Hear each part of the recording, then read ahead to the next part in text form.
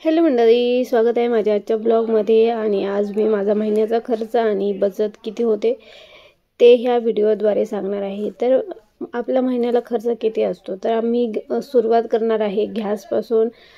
Gas, light bill, नंतर किराणा, नंतर भाजीपाला, नंतर पेट्रोल, दूध, इतर खर्च, मुलाचा खर्च, दवाखाना आणि बचत लास्टला. आणि जे आम्ही नॉनव्हेज खातो महिन्याला ते. तर हे सगळं मी तुम्हाला सांगणार आहे. तर मला पहिल्यांदा गॅससाठी किती पैसे लागतात, तर गॅससाठी 840 रुपये लागतात. 40 रुपये हे ते एक्सपोर्ट करतात, म्हणजे आमची गॅस एजन्सी दुसरीकडे आहे आणि गॅस दुसरीकडून येतो आमच्याकडं, म्हणून ते 40 रुपये घेतात वरतीचे. आणि लाईट बिल आहे आम्हाला 1000 रुपये. तर 1000 रुपयेमध्ये आमचं बोर चालते, म्हणजे मोटर असते, फ्रीज, पंखा, टी व्ही आणि मोबाईल चार्जिंग हे सगळं. आणि किराणा आम्हाला 10,000चा लागतो. तर आमच्या घरामध्ये 5 माणसं आहेत, तर प्रत्येकी माणसासाठी 2000चा किराणा, तर 10,000चा किराणा लागतो. भाजीपाला आम्हाला 20 म्हणजे 2000चाच लागतो, 500 प्रत्येक हप्त्याला. पेट्रोल आम्हाला 3000चं लागतं, कारण की माझा नवरा हा कामानिमित्त बाहेर फिरत असतो त्याच्यासाठी. आणि दूध आम्हाला प्रति दिवस 1 लिटर लागतं, तर 1 लिटर दूध 74 रुपयाचं येतं गोकुळ. तर आम्हाला 2220 रुपयाचं दूधच लागतं. आणि नंतर इतर खर्च, म्हणजे कधी काही लागलं तर ते आणायचं, तर तो इतर खर्च 2000 असतो. मुलाचा खर्च 500 रुपये, म्हणजे तो 10वीत आहे, तर त्याला वह्या, पेनं आणि खायचा प्यायचा खर्च. तर हा 500 रुपयामध्ये दवाखाना, आपण कधी आजारी पडतोच महिन्यात, घरातलं कोणी ना कोणी पडतोच, तर ते 1000 रुपयाचा खर्च येतो. आणि बचत आम्हाला 15,000 करावीच लागते. म्हणजे तुम्ही काही करा, काही नका करू, चांगलं खा किंवा नका खाऊ, तर बचत ही 15,000च व्हायलाच पाहिजे असते.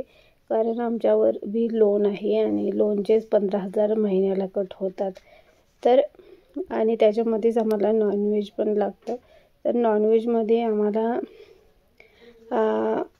अर्धा किलो म्हणजे प्रत्येक हप्त्याला पकडलं तर तुम्ही हिसाब लावा, महिन्याला 1600 रुपये होतात. कारण 750 रुपये किलो आहे मटण.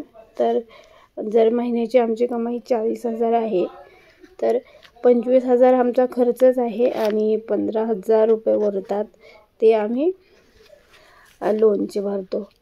तर अशी आमची 15,000 बचत होते, म्हणून आम्ही त्याच्या हिशोबानेच लोन काढलेलं आहे. तर हा झाला माझा महिन्याचा खर्च आणि बचत. तर तुम्ही कसं करता तेही मला कमेंटमध्ये सांगा. आणि माझे व्हिडिओ आवडत असतील तर नक्की लाईक करा. आणि आपल्या लाईफमध्ये बचत ही सगळ्यात महत्त्वाची गोष्ट आहे. कारण जर तुम्ही बचत केली तर तुम्ही उद्या मोठी वस्तू घेऊ शकता, घर बांधू शकता, मुलांना चांगलं शिक्षण देऊ शकता. आणि हे सगळं बचत केल्यानेच होईल. म्हणून जर तुमची 100% कमाई असेल, तर तुम्हाला 75% बचत करावी, असं कोणीतरी म्हटलं असतं. असं आहे, पण मिडल क्लास लोकांची 75% बचत होणारच नाही, कारण त्यांचं सगळं येणाऱ्या पैशांवर अवलंबून असतं. आणि आमचंसुद्धा, आम्हाला गहू तांदळापासून तर भाजीपाला सगळंच विकत आणावं लागतं, कारण इथं आमची शेती नाही आहे. आणि आम्ही गाव सोडून शहरात राहतो, तर शहरामध्ये हे पॉसिबल पण नाही, आमच्याकडून येत पण नाही म्हणजे. तर हा आहे माझा महिन्याचा बजेट. माझ्या महिन्याचं बजेट आहे. तर तुमचंही बजेट असेल, तुम्ही त्यानुसार खर्च करत असाल, पण जास्तीत जास्त खर्च न करता बचत करणे महत्त्वाचे आहे. कारण बचत ही खूप महत्त्वाची आहे. आज आपल्याकडे पैसे असतात, उद्या नसतात, तर बचत जर आपण केली तर तेच पैसे आपल्याला उद्या उपयोगी येतील. आणि म्हणून बचतीला महत्त्व द्या. आपले रेग्युलर जे खर्च असतात ते टाळायचं, म्हणजे जरुरी खर्च करायचे. मी सुद्धा माझ्या आयुष्यामध्ये जरुरी खर्च केलेत, म्हणून आम्हीसुद्धा थोडंफार काहीतरी घेतले. तर असंच जरुरी खर्च करायचं का आपण मुलांना चांगलं शिक्षण देऊ शकतो, त्यांच्यासाठी काही खरेदी करू शकतो, मोठमोठ्या वस्तू, प्रॉपर्टी, तर आम्हीसुद्धा प्रॉपर्टीत इन्व्हेस्ट केलेलं आहे, तुम्हाला तर माहीत आहे. आणि हे सगळं कशामुळे झालं तर आम्ही बचत केली. सगळ्यात महत्त्वाचं आहे ती बचत. जर तुम्ही आज 1 रुपया वाचवला तर त्याची उद्या 2 रुपये व्हॅल्यू होणार आहे. म्हणून बचतीला महत्त्व द्या. आणि माझे व्हिडिओ आवडत असतील तर नक्की सांगा. काही चुकत असेल तर बी सांगा आणि तुम्हाला आवडत नसतील तरीसुद्धा सांगा. आशा करते तुम्हाला माझे व्हिडिओ पसंत येतील आणि याच्यातून काहीतरी शिकता येईल. तर पुन्हा भेटू नवीन व्हिडिओमध्ये. बाय.